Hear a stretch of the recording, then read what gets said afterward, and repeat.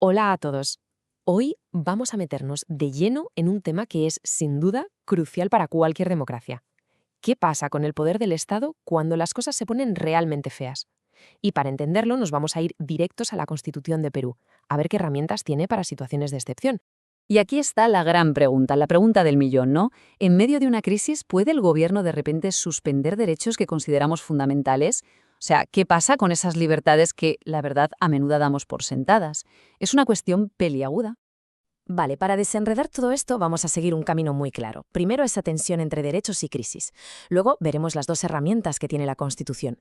Desgranaremos el estado de emergencia, después el estado de sitio, los pondremos cara a cara para compararlos y lo más importante, hablaremos de los límites a todo este poder. Vamos a ello.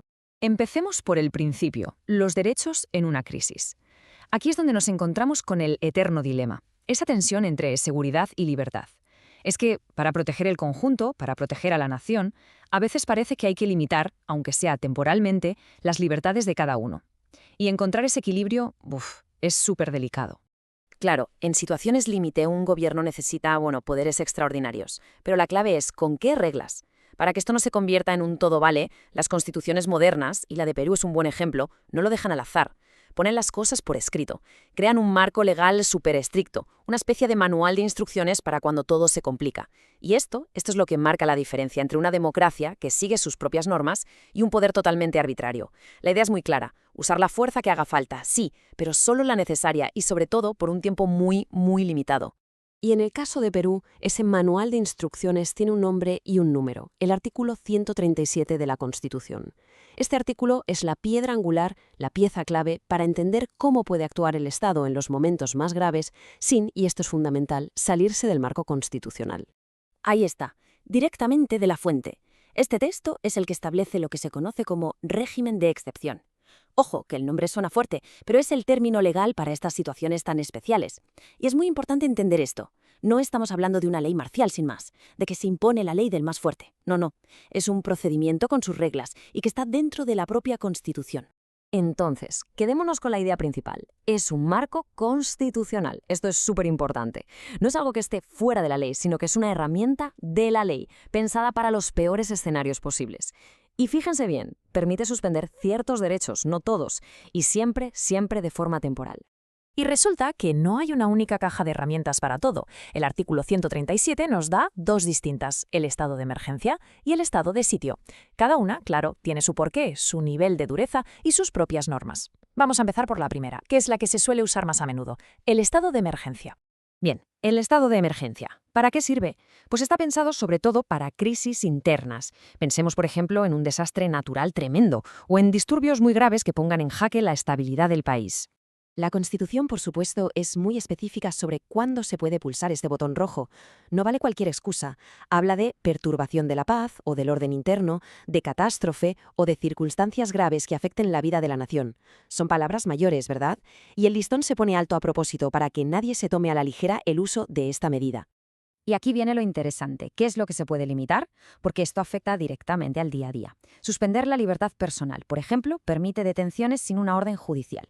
La inviolabilidad del domicilio, pues significa que la policía podría entrar en una casa sin el permiso de un juez. Y además se pueden prohibir reuniones y limitar por dónde se puede mover la gente. Son cosas muy serias. Pero ojo, hay un límite muy claro. 60 días. Un estado de emergencia no puede durar, de entrada, más de 60 días. Esto es una salvaguarda clave, ¿eh? Es la forma de evitar que algo que es excepcional se acabe convirtiendo en la nueva normalidad.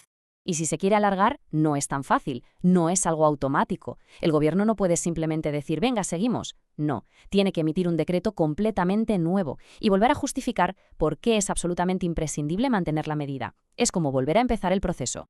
Vale, dejamos la emergencia y pasamos a la segunda herramienta, que ya es el siguiente nivel, el estado de sitio. Esta es la más grave, la más excepcional. Estamos hablando de un mecanismo que se reserva para amenazas que ponen en peligro la existencia misma de la nación. Y solo hay que ver las causas para entenderlo. Invasión, guerra exterior, guerra civil o incluso el peligro inminente de que pase algo de esto. Vamos, que el nivel de amenaza es de otra liga. Aquí ya no se trata de orden interno, sino de la supervivencia del Estado. Y aquí viene una curiosidad. Aunque es para situaciones mucho más graves, el plazo inicial es más corto, 45 días. Podría parecer una contradicción, ¿no? Pero en realidad tiene todo el sentido del mundo. Refleja la urgencia extrema de la situación. Se supone que una crisis de este calibre exige que se actúe y se reevalúe todo con una rapidez máxima. Y esta es la diferencia clave en cuanto al control.